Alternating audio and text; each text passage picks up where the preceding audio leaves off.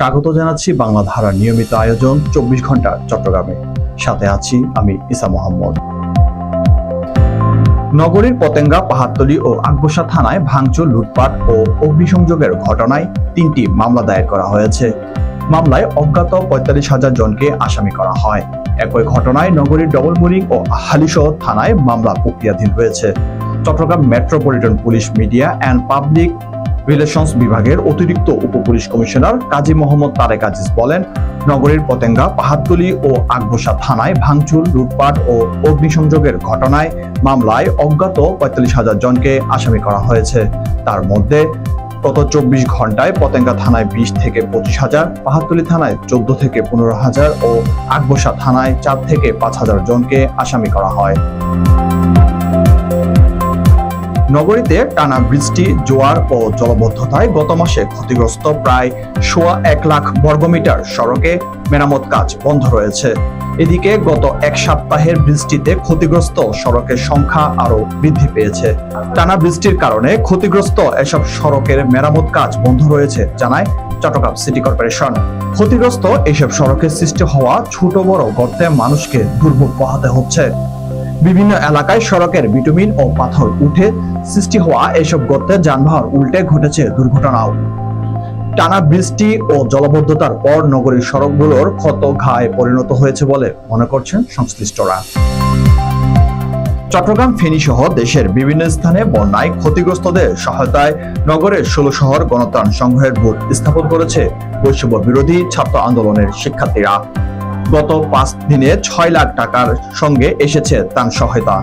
ত্রাণ সামগ্রী সংগ্রহের দায়িত্বে থাকা বৈষম্য বিরোধী ছাত্র আন্দোলন চট্টগ্রাম জেলার সমন্বয়ক আব্দুর রহমান বলেন, গত 5 দিন ধরে তারা ত্রাণ সংগ্রহ করছে।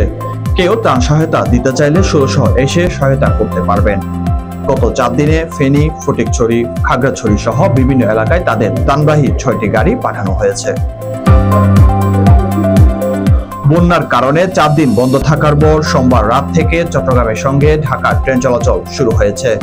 সোমবার রাত 11:30টায় চট্টগ্রাম থেকে ঢাকার উদ্দেশ্যে আন্তনগর ট্রেন তুলনা নিশিতা ছেড়ে যায়। এছাড়াও রাত 11:15টায় চট্টগ্রাম থেকে ঢাকামুখী ঢাকা মেল ট্রেনও ছেড়ে যায় বলে জানান চট্টগ্রাম স্টেশন ম্যানেজার।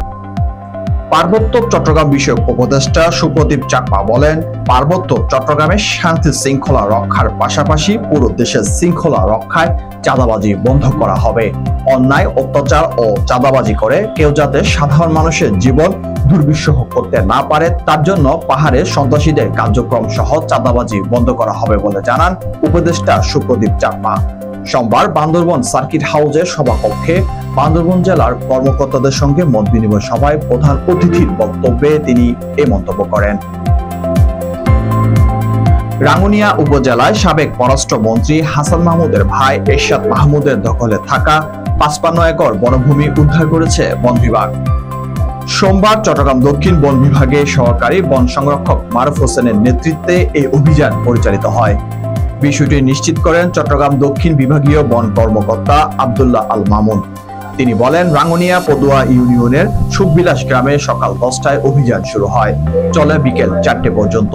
এই সময় গরু ও গয়ালের খাবারের 6টি শেড, একটি রেস্তোরাঁ সহ বেশ কয়েকটি স্থাপনা উচ্ছেদ করা হয়।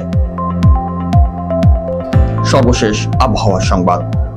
উত্তর পশ্চিম বঙ্গোপসাগর ও তৎসংলগ্ন বাংলাদেশের দক্ষিণাঞ্চলে অবস্থানরত লঘুচাপটি সুস্পষ্ট লঘুচাপে পরিণত হয়েছে। এটি সোমবার আরো ঘনীভূত হয়ে গাঙ্গেয় পশ্চিমবঙ্গ ও তৎসংলগ্ন এলাকায় অবস্থান করছিল। এতে উত্তর বঙ্গোপসাগর, বাংলাদেশের উপকূলীয় এলাকা এবং সমুদ্রসমূহের উপর দিয়ে দমকা অথবা ঝড়ো হাওয়া বয়ে যেতে পারে। আবহাওয়া অধিদপ্তর চট্টগ্রাম, কক্সবাজার, মংলা ও পায়রা সমুদ্র বন্দর সমূহকে 3 নম্বর স্থানীয় সতর্ক সংকেত দেখিয়ে যেতে বলে। এদিকে পতেঙ্গা আবহাওয়া অফিস জানায়, আজও বৃষ্টি হতে পারে চট্টগ্রামে।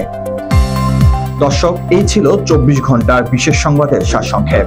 বিদায় নিচ্ছি আমি ইসা মোহাম্মদ। আগামীতে আবারও দেখা হবে আপনাদের সাথে। দেশ বিদেশের নানান খবরাখবর পেতে বাংলা ধারার সাথেই থাকুন। মোবাইলের প্লে স্টোরে গিয়ে ডাউনলোড করুন বাংলা ধারা অ্যাপটি। ধন্যবাদ।